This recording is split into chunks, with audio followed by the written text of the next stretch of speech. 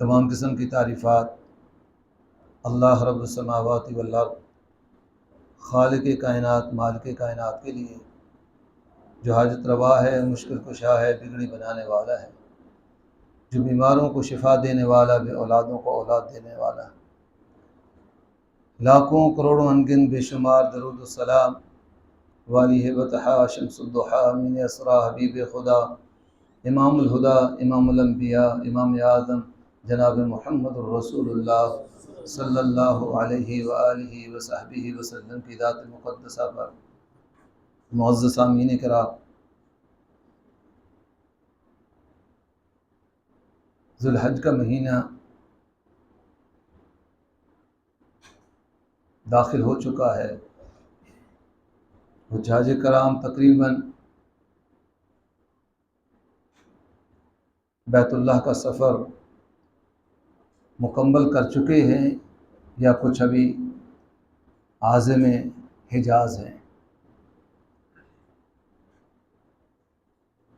ذو الحج کا مہینہ حرمت کے مہینوں میں سے ایک مہینہ ہے۔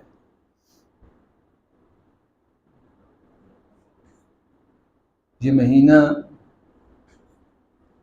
ہمیں ایک شخصیت کی یاد تازہ کرواتا ہے، اور اس شخصیت کا نام کا اسم گرامی سیدنا ابراہیم سلام اللہ علیہ۔ سیدنا ابراہیم سلام اللہ علیہ کے واقعات، آپ کے قصص اللہ نے قرآن میں بیان کیے۔ اسی طرح آپ حضرات علماء کرام سے بہت سے واقعات سن چکے ہیں، اور اس امت کو، امت محمدیہ صلی اللہ علیہ وسلم، ہمیں بھی ملت ابراہیم کہا جاتا ہے، اور اللہ نے خود ہمارا یہ نام رکھا ہے۔ یہ نام ملت ابراہیم، اللہ نے یہ خود ہمارا نام رکھا ہے۔ جس طرح اللہ نے ہمارا نام مسلم رکھا ہے، اسی طرح اللہ نے ہمارا ایک نام ملت ابراہیم بھی رکھا ہے۔ اللہ نے کہا تمہارا بابا ابراہیم، ملت کس کی؟ تمہارے بابا ابراہیم کی ملت سے ہو، ملت ابراہیمی۔ لیکن ناموں سے کچھ بننے والا نہیں ہے۔ نام کچھ بھی ہو، کچھ بھی رکھ لیا جائے۔ کتنے لوگ ہیں جو ملت ابراہیمی نام رکھ کر وہ تکفیری بن گئے ہیں، وہ بھی ملت ابراہیمی کا نام جپتے ہیں۔ سمجھ یہ آتی ہے کہ ملت ابراہیم وہ ہے جو اللہ نے ہمیں قرآن میں بتلائی، جو محمد الرسول اللہ صلی اللہ علیہ وسلم نے ہمیں بتلائی، اور یہ دونوں جو مصدر ہیں، ان کی تفسیر، ان کی تفہیم اسلاف نے ہمیں کر کے دکھلائی۔ سیدنا ابراہیم سلام اللہ علیہ کی سیرت کے کئی ابواب ہیں۔ جو ابتدائی اور انتہائی اہم باب ہے وہ ہے اللہ کی توحید کا باب۔ اقبال نے کہا ہے نا، آگ ہے اولاد ابراہیم ہے، نمرود ہے، کسی کو پھر کسی کا امتحان مقصود ہے۔ یعنی سیدنا ابراہیم کے امتحانوں کے بعد بھی اب کوئی ہے ان جیسا امتحان دینے والا؟ سیدنا ابراہیم سلام اللہ علیہ کی جو سیرت میں سے سب سے اہم پہلو ہے وہ ہے اللہ کی توحید۔ سیدنا ابراہیم کی یا ملت ابراہیم سے جو ہمیں سمجھنے کی ضرورت ہے وہ اللہ کی وحدانیت ہے، اللہ کی وحدانیت کا اقرار ہے، اپنے رب کو سمجھنا ہے، اپنے رب کو ڈھونڈنا ہے، اپنے رب کو پہچاننا ہے۔ ہمارا رب کون ہے، کیسا ہے، کیا ہے، کہاں ہے؟ اور پورا قرآن اسی مضمون کے ساتھ بھرا پڑا ہے، پورے کا پورا قرآن۔ اور سیدنا ابراہیم سلام اللہ علیہ کی جو توحید ہے وہ بھی اسی ہی کی غمازی کرتی ہے، وہ بھی اسی بات کی غماز ہے کہ آپ نے اگر آپ ابتدائی سیدنا ابراہیم سلام اللہ علیہ کی سیرت کو قرآن سے دیکھیں کہ کس طرح ابتدائی ابراہیم جو ہے اپنے رب کو پہچاننے میں، اپنے رب کو ڈھونڈنے میں کون سا انداز اپنایا ہے۔ ہم آج پریشان ہیں، کس بات میں پریشان ہیں؟ سینکڑوں مسالک ہیں۔ رسول اللہ صلی اللہ علیہ وسلم نے فرمایا 73 فرقے بنے گی، 72 جہنمی ہے، ایک جنتی۔ اب ڈھونڈنے میں مشکل پیش آ رہی ہے کہ نام ملتے جلتے ہیں، انسان ناموں سے دھوکہ کھا جاتا ہے، بس اوقات انسان کسی عمل سے دھوکہ کھا جاتا ہے۔ تو جو سیرت ابراہیم کی ابتدا ہے وہ ہمیں بتلاتی ہے کہ ایسے حالات میں جب آپ مخمصے کا شکار ہو، جب آپ کو کچھ سوچ نہ رہا ہو، بات بات کی بولی ہو، ہر طرف سے ندائیں بلند ہو، ہر ایک ہی حق کا دعویٰ کر رہا ہو، ہر ایک ہی یہ کہہ رہا ہوں کہ میں ہی الحق، حق پر میں ہی ہوں، وہ ناجی گروہ، وہ طائفۃ المنصورہ میری ہی جماعت ہے، میرا ہی گروہ ہے جس نے جنت میں جانا ہے۔ تو ان حالات میں انسان کیا کرے؟ ایک سوال انسان کے ذہن میں پیدا ہوتا ہے۔ تو اس سوال کا جواب جو ہے وہ سیدنا ابراہیم کی سیرت میں پنہاں ہے۔ اس سوال کا جواب مضمر کہاں ہے؟ سیدنا ابراہیم کی سیرت میں چھپا ہوا ہے، لیکن صرف غور کی ضرورت ہے، سوچنے کی ضرورت ہے، اس کو پڑھنے کی ضرورت ہے۔ اور قرآن نے بڑے آسان الفاظ میں یہ بات سمجھا دیا، بڑی سادی سی زبان سے۔ لیکن اگر ہم قرآن کو ابھی خطبہ دیتے ہیں، خطبے کا پتہ ہی نہیں ہے، جو ہم خطبہ دیتے ہیں پڑھتے ہیں، کیونکہ عربی زبان نہیں ہے ہماری، زمانوں سے یہ خطبہ پڑھا جا رہا ہے، ہمیں پتہ ہے خطبے میں کیا کہا جاتا ہے؟ کسی کو نہیں پتہ۔ شاید میں بھی پڑھتا ہوں، مجھے بھی نہیں پتا کہ اس کا مطلب کیا ہے۔ تو ظاہر سی بات ہے جب ہم قرآن پڑھتے ہیں تو قرآن کو بھی عربی زبان میں پڑھتے ہیں، بھائی اس کا اجر و ثواب ہے، یقیناً اس کا اجر و ثواب ہے، اس میں تو دوسری دو رائے نہیں پائی جاتی۔ قرآن کی جو تلاوت ہے، جو تلاوت قرآن ہے، وہ تو بڑی دور کی بات ہے، صرف قرآن کو دیکھنا بھی ویسے اجر و ثواب ہے، تلاوت تو بڑی دور کی بات ہے۔ رسول اللہ صلی اللہ علیہ وسلم نے فرمایا الف لام میم، یہ ایک حرف نہیں ہے، الف حرفن، لام حرفن، میم حرفن، اور ہر ایک حرف کی نیکی کتنی ہے؟ 10 نیکی ہے۔ یعنی الف لام میم پڑھا، 10 نیکی مل گئی۔ تو یقیناً تلاوت قرآن کی ویسے اجر و ثواب ہے، لیکن کیا قرآن صرف ایک پڑھنے ہی کی کتاب تھی؟ اس کو سمجھنا بھی تھا، اس کی گہرائی میں اترنا بھی تھا، جو دلوں پہ اپنا اثر چھوڑتی ہے۔ آپ کئی دفعہ دیکھیں گے رمضان المبارک میں خصوصاً قراء حضرات قرآن پڑھ رہے ہوتے ہیں، لوگ پیچھے رو رہے ہیں۔ اب ان سے پوچھیے کیوں رو رہے ہو؟ کیا سمجھ آیا؟ کچھ بھی نہیں۔ اللہ اکبر، او بھائی رو کیوں رہے ہو؟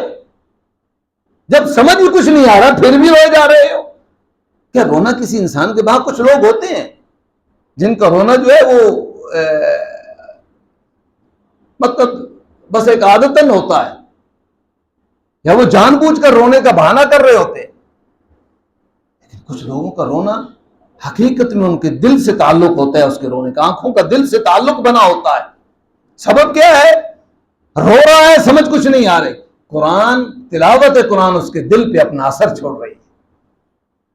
سمجھ آ رہا ہے نہیں آ رہا؟ کیا سمجھ آیا؟ کچھ سمجھ نہیں آیا۔ رو کیوں رہے ہو؟ کیونکہ قرآن کی یہ تاثیر ہے، یہ قرآن کا اثر ہے جو اس کے دل پہ پڑ رہا ہے، اس کا دل نرم ہو رہا ہے، وہ روئے جا رہا ہے۔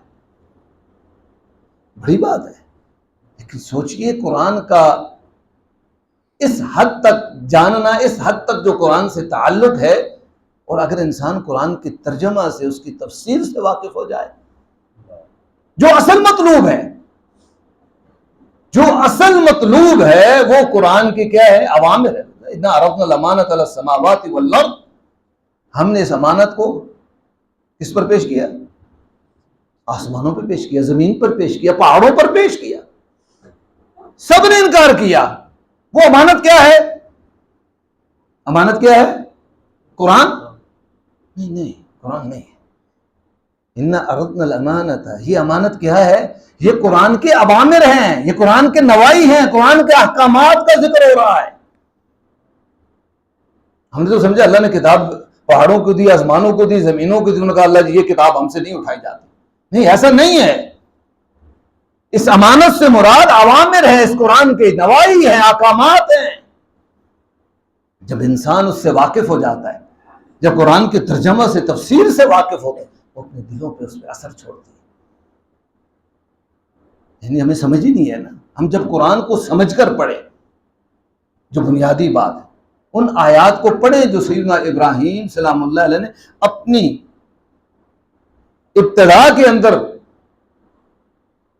جو ایک عمل کیا ہے، جو ایک کوشش کی ہے اللہ کو ڈھونڈنے کی، اللہ کو پہچاننے کی، انسان کو سمجھ آ جاتی ہے کہ ان حالات میں، کہ جن حالات میں بھات بھات کی بولی بولی جا رہی ہے، ہمیں ہدایت کا راستہ کیسے اور کس طرح مل سکتا ہے۔ اس میں دو انداز تھے، دو طریقے تھے۔ پہلا طریقہ تحقیق کا تھا، پہلا عمل یہ مہینہ اور سیرت ابراہیم اس بات کا تقاضا کر رہی ہے ہم سے کہ تحقیق کیجئے، ڈھونڈیے، تلاش کیجئے، کوشش کیجئے سمت میں۔ سمت کیا ہے؟ تحقیق ہے۔ ڈھونڈے کیسے؟ سیدنا ابراہیم نے بتلایا، اللہ نے قرآن میں سیدنا ابراہیم کی کوشش، سیدنا ابراہیم کی تحقیق بتلائی۔ تحقیق کیا تھی؟ فلما جن اللیل، رات چھا گئی، اندھیرا ہو گیا، رأى کوكبا، آپ نے ستاروں کو دیکھا، ایک ستارے کو چمکتا ہوا، یا بہت سے ستاروں کو دیکھا۔ اس ایک ستارہ جو ان میں سے سب سے زیادہ چمک رہا تھا، کیا کہا اس کو دیکھ کر؟ اب ابراہیم کس کی تلاش میں ہے؟ اپنے اللہ کی تلاش، اپنے رب کی تلاش میں۔ رب چاہیے، یہ جو بت ہے یہ رب نہیں ہو سکتے۔ رب کا مطلب، رب کا مطلب پالنے والا، مشکل کشا، حاجت روا، پروردگار، بگڑی بنانے والا، بیٹے دینے والا، بھوک میں کھلانے والا، بیماریوں میں شفا دینے والا۔ کہ یہ نہیں ہو سکتے، جو نہ بول سکے، نہ کھا سکے، نہ ہل سکے، یہ نہیں۔ ابراہیم کی عقل نہیں مان رہے۔ آج تو نہ مانے تو گستاخ ہے نا، آج تو نہ مانے تو گستاخ ہے۔ وہ بھائی عقل نہیں مان رہی، کیا کر سکتے ہیں؟ اس کا حل یہ ہے کہ مجھے آپ کہتے ہیں کہ آپ کی بات ہماری عقل کو اپیل نہیں کرتی، تو میں آپ سے جھگڑا کروں، آپ کو گستاخ کہوں، آپ کو گالیاں دوں، معاذ اللہ؟ نہیں، میرا کام ہے میں مزید آپ کو سمجھاؤں، مزید سمجھاؤں، اس وقت تک سمجھاتا رہوں جب تک آپ کو سمجھ نہیں آتی۔ تو یہاں آپ مجھے کاؤنٹر کر کے سمجھائیں کہ نہیں آپ کی بات اس طرح درست نہیں ہے، غلط ہے، اس طرح درست ہے، تو وہ آپ کی بات مجھے سمجھ آ جائے۔ نہ آپ سے مجھے ناراض ہونا چاہیے، نہ آپ کو مجھ سے ناراض ہونا چاہیے۔ اب سیدنا ابراہیم کو یہ بات سمجھ نہیں آ رہی کہ یہ بت جو ہے، جو کھاتے ہیں، نہ پیتے ہیں، نہ ہل سکتے ہیں، کچھ نہیں، ان کے سامنے یہ مٹھائی پڑی ہیں، ان پہ پیسے پڑے ہوئے ہیں، ان کے جو وہ بنے ہوئے ہیں جبے کبے، سب کچھ موجود، کر کچھ نہیں سکتے۔ سیلاب آتا ہے تو ان کے اوپر سے گزر جاتا ہے، ہر شے ٹوٹ پھوٹ کا شکار ہے۔ لیکن اب سنگ مرمر و کم خاک کی چادریں چڑھانے سے یہ خدا رب تو نہیں بن سکتے، رب ایسے نہیں ہوتے۔ ذہن میں بات اٹک گئی کہ داتا مشکل کشا، ایسا رب داتا، مشکل کشا، رب کو داتا کہتے ہیں۔ رب کا معنی کیا ہے؟ داتا۔ داتا اللہ کے علاوہ جو ہے وہ اللہ ہے، داتا اس کائنات کا۔ اب اس داتا کو ڈھونڈنا ہے، اس مشکل کشا کو ڈھونڈنا ہے، اس رب کو ڈھونڈنا ہے۔ جب ستارے کو دیکھا، یہ نہیں کہا کہ ہذا اللہ، ہذا اللہ نہیں، ہذا ربی،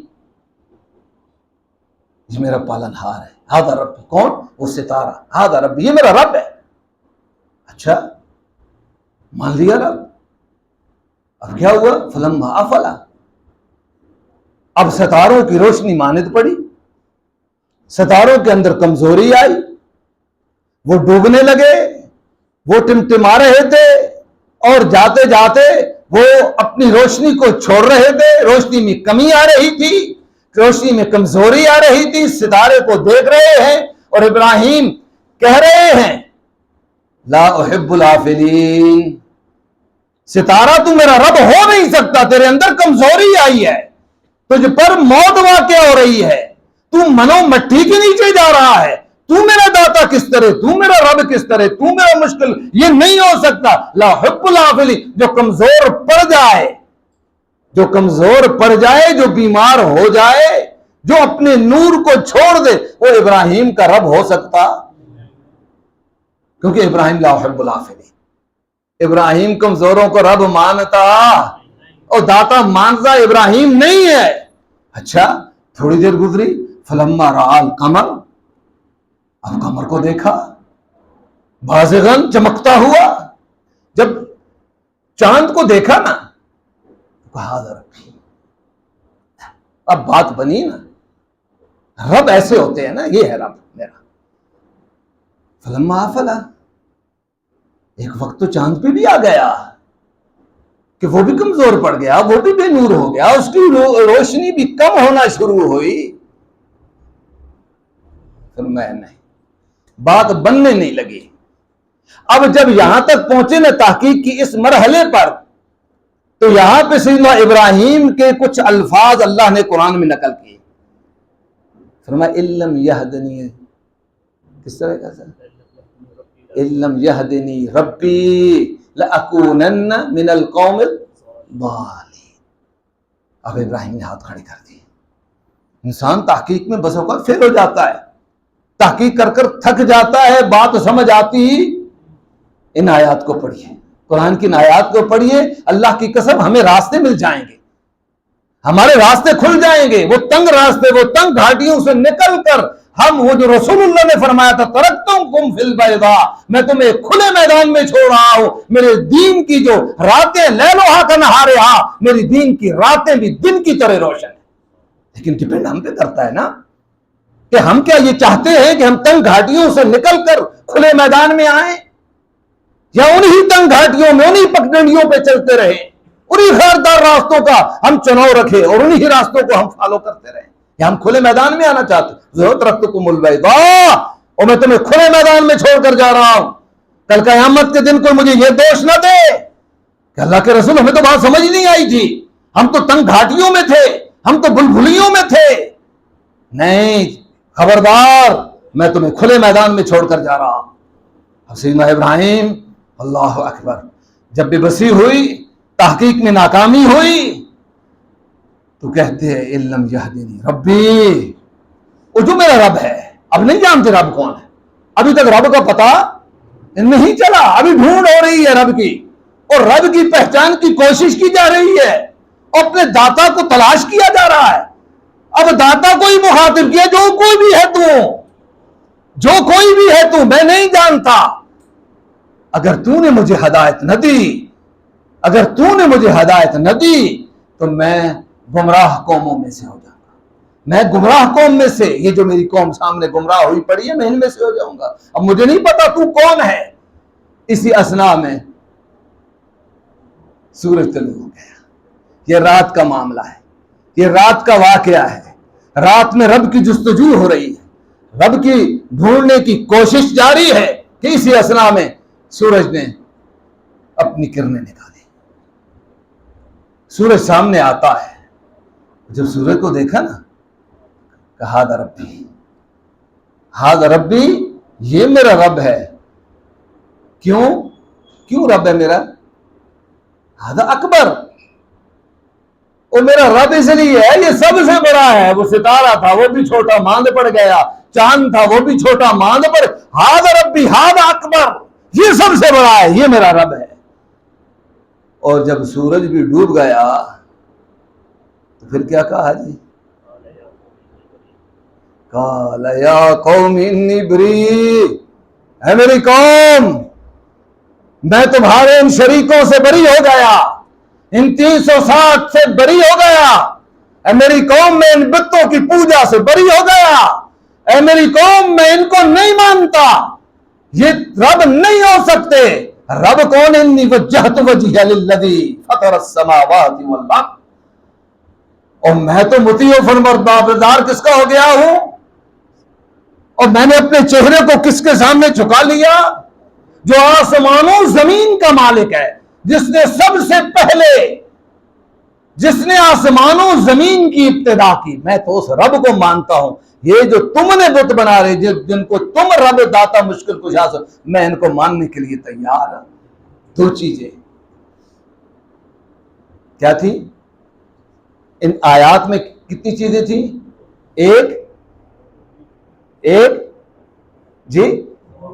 ایک کوشش، تحقیق، دوسری کیا تھی جی بولیے؟ دوسری دعا تھی۔ جب بے بسی ہو جائے نا، جب سمجھ کچھ نہ آئے تو کیا کیا جائے؟ پھر اپنے ہاتھوں کو اپنے رب کی بارگاہ میں اٹھائیے۔ شرط یہ ہے کہ دل ٹھیک ہو، شرط یہ ہے، یاد رکھیے گا، دل ٹھیک ہو۔ ابراہیم کا دل کیا تھا؟ اللہ نے اس دل کا بھی تذکرہ کیا نا۔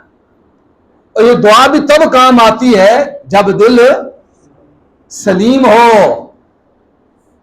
ایک اور قوم نے بھی دعا کی تھی، سورہ بقرہ پڑھی ہے، بنی اسرائیل کا واقعہ پڑھا ہے۔ بنی اسرائیلیوں نے گائے کے بارے میں کچھ سین و موسیٰ سے کہا تھا۔ تفصیل میں لمبی بات میں نہیں جاتے، جمعہ کا خطبہ آپ کو پتا ہے مختصر ہوتا ہے، اور قاری صاحب تو لمبا کھینچتے ہیں، میں نہیں کھینچوں گا انشاءاللہ۔ بات سمجھانا مقصود ہے، اگر آپ کو دو باتیں سمجھ آ جائیں مجھے اس کا ثمر مل گیا۔ انہوں نے کہا تھا انشاءاللہ لمہتدون۔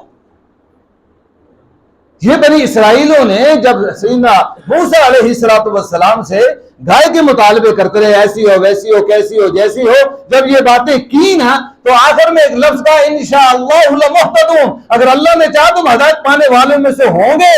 جب انہوں نے ہدایت کی نسبت اپنے رب سے کی، جب رب سے ہدایت مانگی تو رب نے کیوں نہ دی؟ دینی چاہیے تھی نا، کیوں نہ دی؟ کیونکہ سلیم نہیں تھا۔ من افواہہم، یہ صرف ان کی زبانی کلامی باتیں تھی۔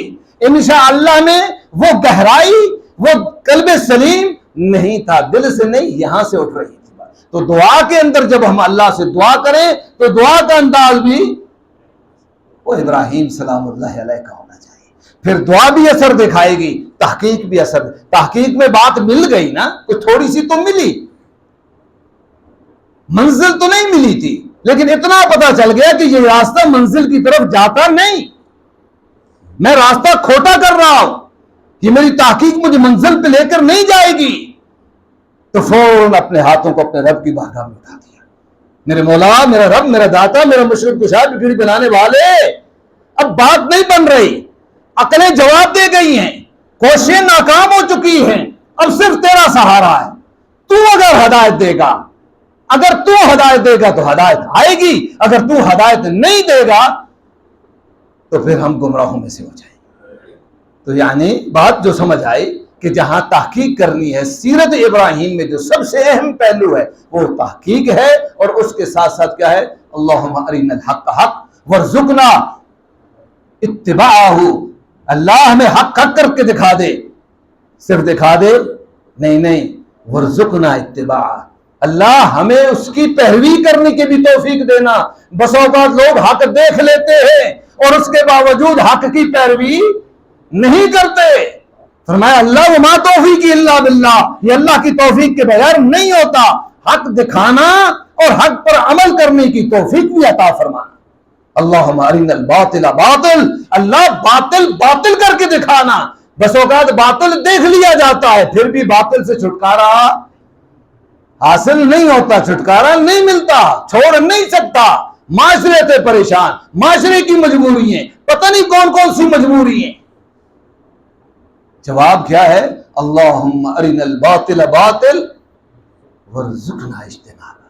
اور اللہ یہ توفیق بھی تو نے دینی ہے کہ جب ہم باطل کو دیکھ لیں کہ یہ باطل ہے تو اس سے بچنے کی جو توفیق ہے وہ بھی تیری طرف سے ہے، تو دے گا تو ہوگی تو نہیں ہوگی۔ یہ دعا کرتے رہنا۔ اب آگے چلتے ہیں۔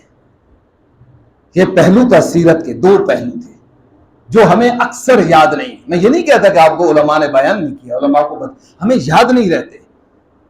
یہ وہ دو بنیادی پہلو ہیں کہ جو سیرت ابراہیم میں ہمیں جو ہماری ضرورت ہے.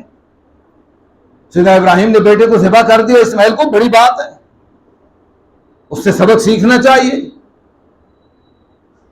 بہت سی آپ نے بے آب و گیا جنگل میں چھوڑ دیا، سنگلاخ پہاڑوں میں، بڑی اعلیٰ بات ہے. بیٹا قربان ہو گیا، بڑی اعلیٰ بات ہے.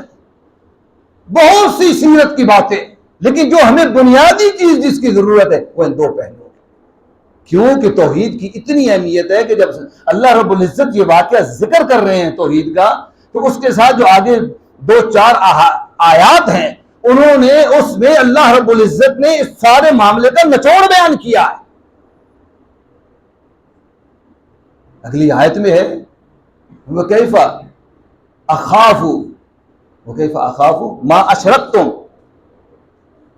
سیدنا ابراہیم کہتے ہیں اپنی قوم کو نا کہ دیکھو تم کہتے ہو کہ رات کو اس قبر والے کے پاس سے نہیں گزرنا، یہ ٹانگیں توڑ دیتا ہے، کسی کی گچی مروڑ دیتا ہے، کسی کو کچھ کرتا ہے. تم کہتے ہو نا کیف اخاف ما اشرکتم، میں کیسے ڈر جاؤں ان سے تم اللہ کا شریک ٹھہرا رہے، ان سے میں ابراہیم کیسے ڈروں، کیونکہ تم اللہ کا شریک کرتے ہوئے نہیں ڈرتے، مجھے کہتے ہو کہ میں ان سے ڈروں. میں ان سے ڈرنے والا نہیں، ڈرنا تو تمہیں چاہیے تھا، تم اللہ کا شریک ٹھہرا رہے، اور شریک ٹھہرانے پر تمہارے پاس کوئی دلیل بھی نہیں، بغیر دلیل کے تم اللہ کا شریک ان کو ٹھہراتے ہو، اور ساتھ ساتھ کیا کرتے ہو، مجھے کہتے ہو میں ان سے ڈروں. تم ڈرو، تمہیں ڈرنا چاہیے، اور تم نہیں ڈرتے تو میں تمہارے ان 360 سے، ان بتوں سے، ان جبوں کبوں والوں سے ڈرنے والا. توحید انسان کے اندر سے ڈر نکالتی ہے. ڈر انسان کے اندر نہیں رہتا. جو مواحد ہوتا ہے نا توحید پرست، وہ نہیں ڈرتا. آپ تمام انبیاء کی سیرت کو اٹھا کر دیں، کوئی نبی ڈرا ہے؟ شہید ہو گئے، قتل ہو گئے، ان کے جسموں پہ آرے چل گئے، وہ ٹکڑوں میں تقسیم ہو گئے، بتلاؤ کو ایک نبی ڈرا؟ توحید یہ انسان کو دلیر اور بہادر بناتی ہے، یہ بے خوف کرتی ہے.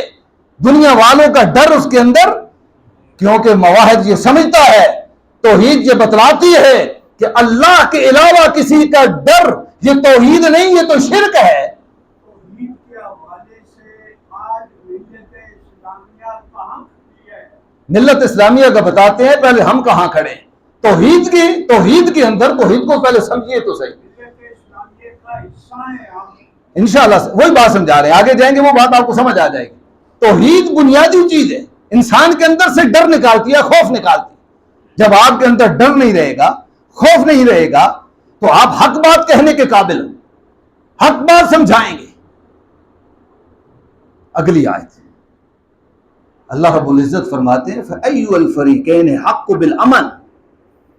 کون سا فریق ان دو فریقوں میں سے، ایک فریق ابراہیم ہے اور ایک ان کی قوم ہے، ان دو فریقوں میں سے کون سا زیادہ امن کا، خوشحالی کا حقدار ہے؟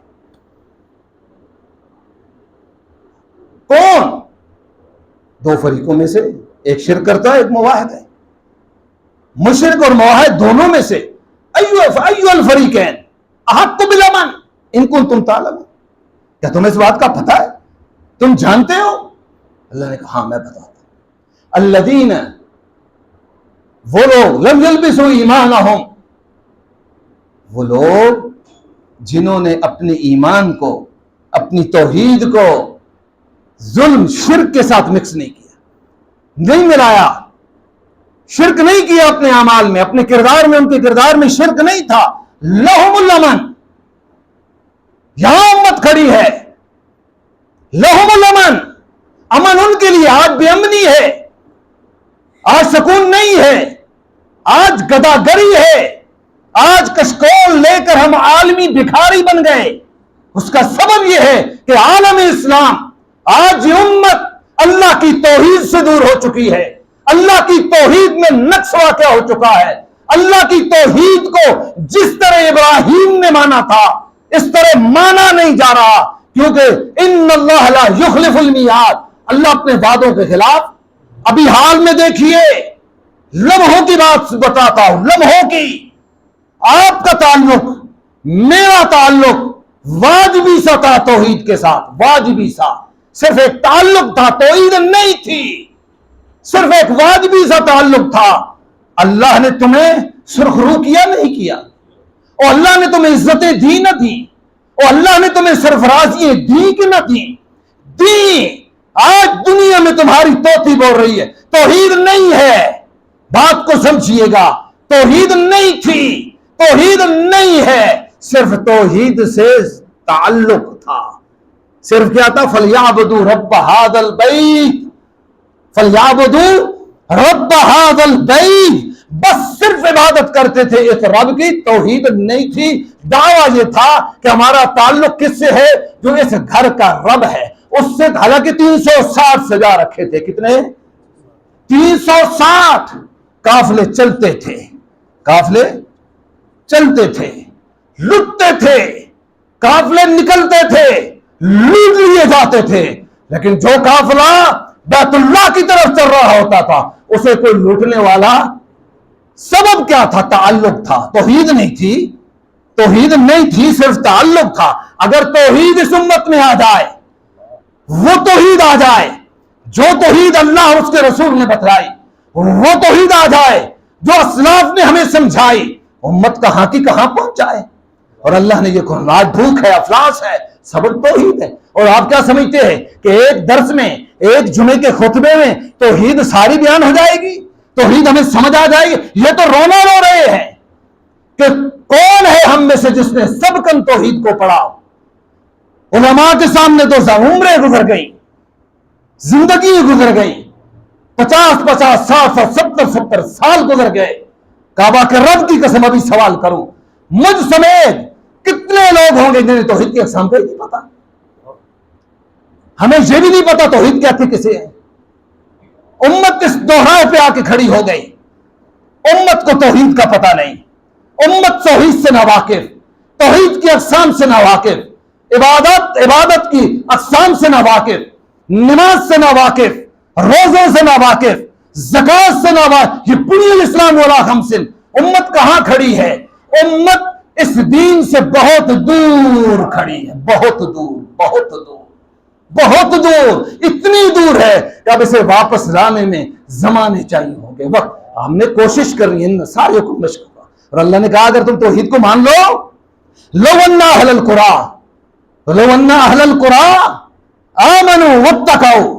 اگر یہ توحید کو مانتے، کون؟ اہل پاکستان، پاکستان والے مانتے، اور چھوڑے کسی کو بات نہیں کرتے، اور میں مانتا توحید کو، ولو ان اہل القرى، بستی والے، یہ پاکستان والے، یہ اس مسجد حسن بن علی کے اندر بیٹھنے والے مجھ جیسے اگر یہ مان لیتے، لفتحنا علیہم برکات من السماء والارض۔ تم کیا جانو توحید کو؟ تمہیں کیا پتا توحید کا؟ اگر مانتے ہوتے توحید تو تم کبھی بھکاری بن سکتے، اور تم کبھی کشکول لے کر ملک و ملک پھرتے۔ لفتحنا علیہم، میں اللہ ان آسمانوں کو حکم دیتا، زمین کو حکم دیتا، یہ اپنے خزانوں کو تمہارے سامنے اگل کر رکھ دیتی۔ یہ نقص توحید۔ اللہ سے دعا ہے کہ اللہ ہمیں صحیح معنوں میں قرآن و سنت کو سمجھنے، توحید کو، اگر دوستوں توحید کو سمجھنا، سبکن توحید کو پڑھنا، اپنا وقت دے اپنے علماء کو، ان کے سامنے دو زانو ہو، ان کے پاس بیٹھے، ان کلاسوں کو، ان مدارس کو، ان جگہوں کو ڈھونڈیے جہاں توحید پڑھائی جاتی ہے، توحید سمجھائی جاتی ہے۔ یہ امت توحید سے بہت دور ہو چکی، مجھ سمیت۔ میں آپ کو ایک حدیث سناتا ہوں بخاری کی، ہم سمجھ آ جائے کہ ہماری توحید کی حالت کیا بن چکی، کیا ہم سارے ایسی توحید سے تو نہیں گزر رہے، توحید کے صرف دعوے دار تو نہیں ہیں، مجھ سمیت، آپ سمیت۔ میں کسی کی نام نہیں لے رہا، میں دیوبندیوں بریلویوں کو نام نہیں لے رہا، میں اہل حدیثوں کو نام نہیں لے رہا، میں تو ایک جنرل عمومی بات کر رہا۔ بخاری کی روایت ہے، فرمایا کہ بندہ کیا کرتا ہے؟ کتے کو اپنے رب کا شریک ٹھہرا دیتا ہے۔ کس کو جی؟ آپ حیران ہوں گے نا، ورتہ حیرت میں ہوں گے، یہ کیسے ہو سکتا ہے جی؟ یہ بھی تو دنیا میں ایسا بدبخت موجود ہے۔ نہیں، اس نے جان بوجھ کر ایسا نہیں کیا بھائی، کیونکہ اسے توحید کا پتہ ہی نہیں تھا، اس نے کبھی توحید کا درس لیا ہی نہیں، کبھی اس نے توحید کا سبق سیکھا ہی نہیں۔ پڑھا ہوتا سبق تو، سیکھا ہوتا تو سمجھ آتی۔ کیسے جی؟ ایسے کہ رات کو چور آئے، رات کو ڈاکو آئے، کتا بھونکا، چور بھاگ گئے۔ کتا بھونکا، اب صبح اٹھا کہتا ہے اگر کتا نہ ہوتا، اللہ اللہ، اگر کتا نہ ہوتا تو میں لٹ چکا ہوتا۔ رسول اللہ فرماتے ہیں اس نے اب کا شریف ٹھہرا دیا ہے، کہنا یہ چاہیے تھا اور میرے رب نے بارش برسی نا، برس رہی ہے نا، بارش برس رہی ہے۔ رسول اللہ فرماتے ہیں کچھ کافر ہو گئے، کچھ مومن اہل توحید مواد ہو گئے، اللہ کے رسول کیا ہو گیا؟ فرمایا کہ جس نے کہا مطرنا بفضل اللہ و رحمتہ، بارش برسی، جس نے یہ الفاظ کہہ دیے کہ مطرنا بفضل اللہ، ہم تو بارش دیے گئے اپنے رب کے فضل سے، اس کی رحمت سے، وہ مومن ٹھہرے۔ جنہوں نے دائیں بائیں کسی اور نسبت بارش کو کر دیا وہ کافر ہو گئے۔ لیکن کب آئے گی؟ جب ہم وقت دیں گے۔ توحید کب سمجھ آئے گی؟ جب ہم دوزانو ہوں گے۔ توحید کب سمجھ آئے گی؟ جب ہم کسی سے پڑھیں گے۔ اللہ سے دعا ہے کہ اللہ ہمیں صحیح معنوں میں قرآن و سنت کو سمجھنے، توحید کو سمجھنے کی سیرت ابراہیم کی جو یہ بنیادی سیرت ہے اس کو سمجھنے کی توفیق عطا فرمائے۔ وآخر دعوانا ان الحمدللہ رب العالمین۔ جزاک اللہ خیر، اللہ آپ کو خوش رکھے۔ آپ نے میرے سوال کا جواب دے دیا۔ جزاک اللہ خیر، بارک اللہ فیکم، میرے رب کی طرف سے تھا، میرے بس میں نہیں ہے، جو بات کو میرا رب کہلا دے۔ اللہ حیات کے لافی، اکرمک اللہ۔